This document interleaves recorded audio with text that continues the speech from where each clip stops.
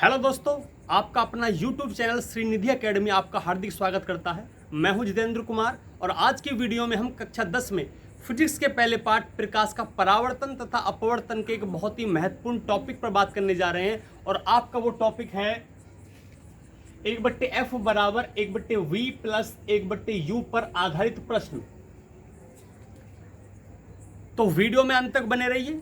अगर आप इस चैनल पर नए हैं तो इस चैनल को सब्सक्राइब कीजिए, वीडियो को लाइक कीजिए और ज़्यादा ज़्यादा इसको शेयर कीजिए ताकि जो बच्चे बोर्ड की तैयारी कर रहे हैं उनका भी इस वीडियो से फायदा हो सके। तो देखेंगे बोर्ड से पे बहुत ध्यान से। एक प्रश्न लिखा हुआ है, बोर्ड पर एक प्रश्न लिखा हुआ है, हम पढ़ते हैं इसको। एक अवतल दर्पण की फोकस दूरी 15 सेंटीमीटर है। अवतल दर्पण की फोकस दूरी 15 सेंटीमीटर है। ये सर्किल हो क्या है, इस पे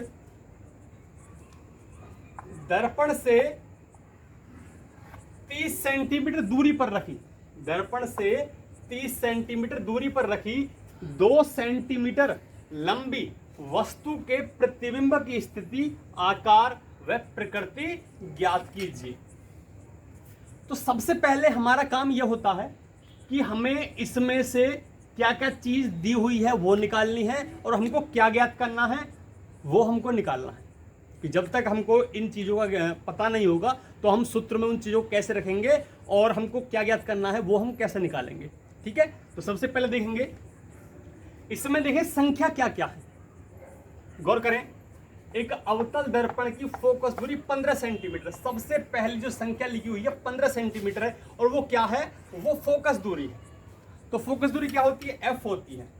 तो सबसे पहले जब आप अपनी कॉपी में या पेपर में इस तरह के इस क्वेश्चन को या इस तरह के क्वेश्चन को हल करेंगे तो सबसे पहले लिखेंगे दिया है, क्या दिया है, एफ बराबर -15 सेंटीमीटर।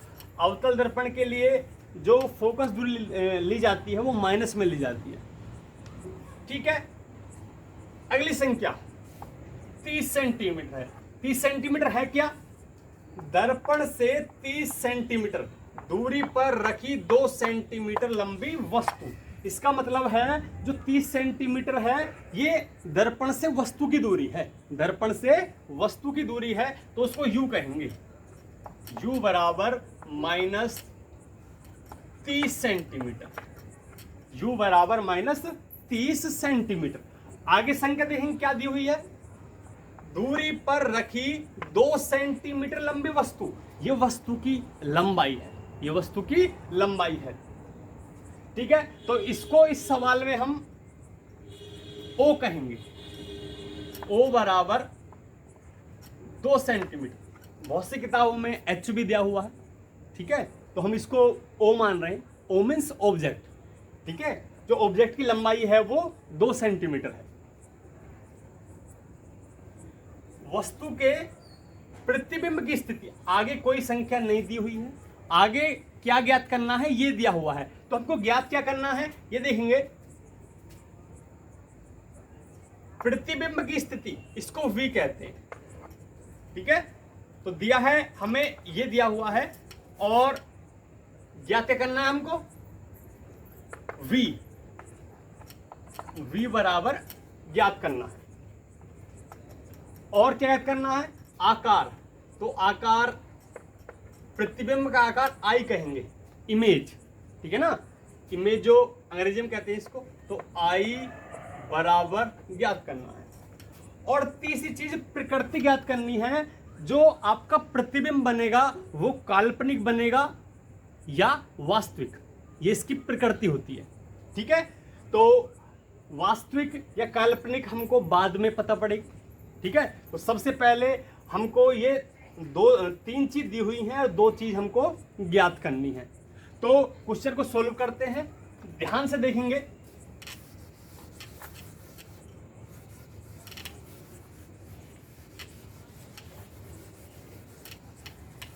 इसके बाद आपको सूत्र लिखना है। सूत्र क्या है, 1/f बराबर 1/v प्लस 1/u से 1/f बराबर 1/v प्लस 1/u से।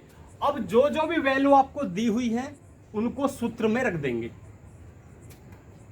तो सबसे पहले 1/f कितना है, f आपको -15 दिया हुआ है, -15 सेंटीमीटर नहीं लिखेंगे, ठीक है, बराबर 1/v, v आपको ज्ञात करना है इसलिए v के स्थान पर v ही लिख देंगे, प्लस 1/u, u की जगह आप -30 रख देंगे, ठीक है। अब आप v की वैल्यू फाइंड करेंगे, देखेंगे ध्यान से। v का मान निकालना है तो v की सिंगल पोजीशन लेनी होगी, जो v के पास है उसको दूसरे पक्ष में दूसरी तरफ भेजना होगा। जो आपका 1/-30 है इसको दूसरी तरफ भेजेंगे। इससे पहले आपको एक काम करना है, जो भी माइनस नीचे है उसको ऊपर ले जाइए। -1/15 बराबर 1/v और प्लस माइनस -1/30। तो अब क्या करेंगे आप, 1/v को ही रहने दीजिए और -1/30 को इधर ले जाएंगे।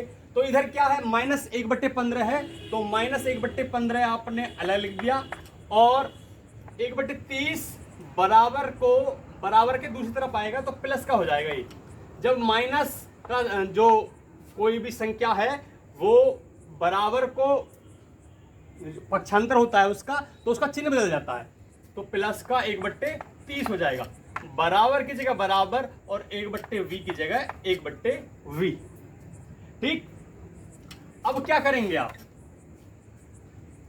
इसकी साइड चेंज कर देंगे, 1/v को आप लेफ्ट में लेंगे और इस सब को आप राइट में ले जाएंगे। मतलब 1/v की जगह ये आ जाएगा और इसकी जगह 1/v आ जाएगा। इससे सवाल पर कोई फर्क नहीं पड़ेगा। देखेंगे ध्यान से क्या बचेगा, 1/v बराबर या लिख देंगे, नीचे लिख देंगे या 1/v बराबर -1/15 प्लस 1/30, ठीक है। अब 15 और 30 का आप एलसीएम लेंगे, बराबर 15 और 30 का एलसीएम 30 होता है। 15 का पहाड़ा पढ़ेंगे आप, उसमें भी 30 आता है और 30 के पहाड़े में 30 से कम 30 आता ही आता है, तो इनका एलसीएम 30 हो जाएगा। अब 15 और 30 का 30 हो गया, तो 15 का 30 होने में 15 का पहाड़ा 2 बार पढ़ा गया, 15 दूनी 30, तो 15 दूनी 30, तो 2 का पहाड़ा यहां चलाना है, 1 का पहाड़ा 2 बार, तो माइनस 1 एकम 1, 1 दूनी 2, तो माइनस का 2 आ जाएगा, ठीक। अब देखेंगे 30 से 30 आ गया, तो 30 से 30 के बार में आता है, एक बार में आता है, तो 30 एकम 30, अगर 30 का पहाड़ा एक बार चला है तो 1 का पहाड़ा भी एक बार चलाना पड़ेगा, 1 एकम 1। तो देखेंगे 1/v बराबर -2 प्लस 1, -2 में 1 जोड़ना है, तो क्या बचेगा, माइनस का 1 बचेगा, ठीक है, -1/30। अब अगर v की वैल्यू निकालेंगे हम तो -30 आ जाएगी। चाहे तो आप क्रॉस मल्टीप्लिकेशन कर सकते हैं, यहाँ 30 आ जाएगा और v कम -v हो जाएगा, ठीक है। तो v की वैल्यू कितनी हो जाएगी, -30। चाहे तो आप शॉर्टकट की जगह लॉन्ग कट कर सकते हैं। देखेंगे क्रॉस मल्टीप्लाई कर दीजिए, 30 एकम 30 और v एकम -v, ठीक है। और v की वैल्यू निकालेंगे तो माइनस इधर पहुंच जाएगा, तो v बराबर क्या हो जाएगा, -30 सेंटीमीटर, -30 सेंटीमीटर। तो आपका जो प्रतिबिंब की स्थिति है वो दर्पण से 30 सेंटीमीटर दूरी पर है, ठीक है। वस्तु कितनी दूरी पर थी, वस्तु भी 30 सेंटीमीटर दूरी पर थी, और प्रतिबिंब कितना बनना है, प्रतिबिंब भी 30 सेंटीमीटर दूरी पर बन रहा है। तो आप अपने चित्र पढ़े होंगे, चित्र के हिसाब से सोच सकते हैं, जहां वस्तु है वहीं प्रतिबिंब है, तो वो कौन सी स्थिति है दर्पण की।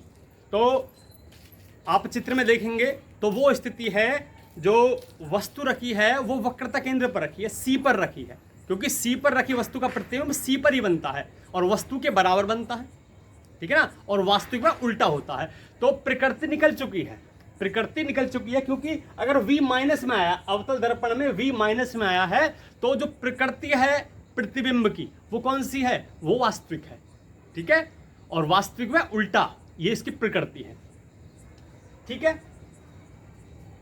अब हमारा नेक्स्ट पोर्शन, नेक्स्ट ज्ञात करना है हमको, जो आपका प्रतिबिंब है, ठीक है, उसकी लंबाई और ज्ञात करनी है।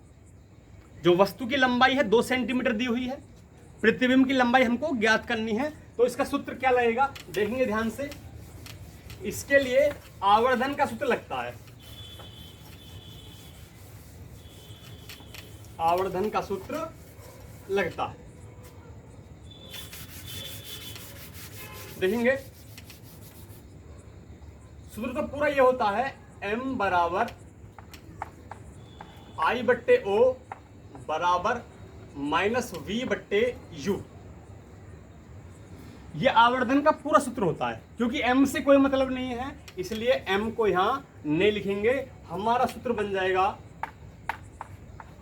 I बट्टे O बराबर माइनस V बट्टे U। I है आपकी इमेज, प्रतिबिंब की लंबाई, O है ऑब्जेक्ट, वस्तु की लंबाई, और जो V है इसका आपको पता ही है, दर्पण से प्रतिबिंब की दूरी, और U क्या है आपका, दर्पण से वस्तु की दूरी। तो रख देंगे जो भी आपकी वैल्यू दी हुई है। तो I आपको ज्ञात करना है, O कितना है आपका, 2 सेंटीमीटर दिया हुआ है, ठीक। आगे देखिए, माइनस सवाल में है, माइनस सवाल में है, ऊपर क्या है माइनस V, वो है आपका -30, U भी क्या है -30, ठीक। 3 माइनस हो गए, माइनस से चाहे तो माइनस काट देंगे, एक माइनस फिर भी बचेगा, एक माइनस फिर बचेगा। अब 30 से 30 कट जाएगा, एक बार यहां भी एक बार, तो 1/1 क्या बच जाएगा, 1/1 -1 बच जाएगा, और इस 2 गुना यहां हो जाएगी। तो I बराबर -2 सेंटीमीटर, I बराबर -2 सेंटीमीटर, और -2 सेंटीमीटर का मतलब है जो इमेज है वो उल्टी है, इमेज जो है उल्टी है, और U माइनस जो V है हमारा वो माइनस में आया है, इसका मतलब जो हमारा प्रतिबिंब है वो वास्तविक है, ठीक है। तो लास्ट में आपकी प्रकृति और बूझी थी। प्रकृति क्या है, तो प्रकृति आपको लिखनी है वास्तविक व उल्टा। जो प्रतिबिंब की प्रकृति है वो प्रतिबिंब हमारा वास्तविक व उल्टा बनता है। तो 3 चीज पूछी गई थी। सबसे पहली चीज पूछी गई थी प्रतिबिंब की स्थिति। तो प्रतिबिंब की स्थिति लिखनी है आपको, प्रतिबिंब की स्थिति वस्तु की ही ओर 30 सेंटीमीटर दूरी पर, ठीक है, वस्तु की ही ओर 30 सेंटीमीटर दूरी पर है किसकी स्थिति, प्रतिबिंब की। दूसरी चीज पूछी थी आपसे कि जो प्रतिबिंब की लंबाई है वो कितनी है, वो वस्तु की लंबाई के बराबर है, कितनी, 2 सेंटीमीटर, कितनी है, 2 सेंटीमीटर है। और प्रकृति पूछी है, तो प्रकृति क्या है, वास्तविक व उल्टा। जो प्रतिबिंब है वो वास्तविक व उल्टा है, ठीक है। एक बात याद रखना, ये I/O बराबर -V/U, ये सूत्र आपका दर्पण का है, ठीक है। अगर इस सूत्र को आप लेंस में यूज करेंगे तो वहां माइनस नहीं होता है, सूत्र यही होता है, लेकिन उसमें माइनस नहीं होता है, लेंस में, दर्पण में माइनस होता है, ठीक है। तो आज की वीडियो में केवल इतना ही। आपने वीडियो को बहुत ध्यान से देखा, इसके लिए धन्यवाद। एक बार फिर लास्ट में, अगर आप इस चैनल पर नए हैं तो इस चैनल को सब्सक्राइब कीजिए, वीडियो को लाइक कीजिए, और ज़्यादा से ज़्यादा इसको शेयर कीजिए, ताकि जो बच्चे बोर्ड की तैयारी कर रहे हैं उनका इस वीडियो से फ़ायदा हो सके। धन्यवाद।